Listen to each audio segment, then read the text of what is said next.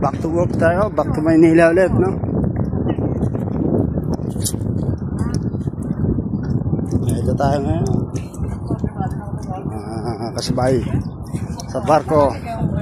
Yun ang bus. Bus namin sa dulo pa. Ang sunset. Ganda ng barko natin, pre. Tangin na.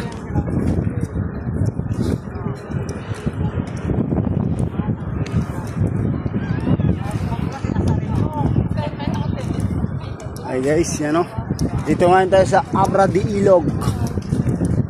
Back to Manila na naman tayo, ano? Back to reality.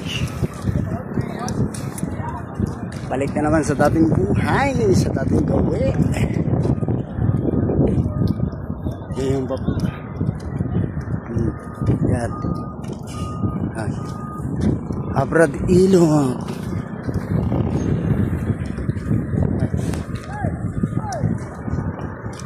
Sige, berat. Sige guys, abangan nyo lang yung pagbaba natin ng barko sa Batangas. Matulog tayo ng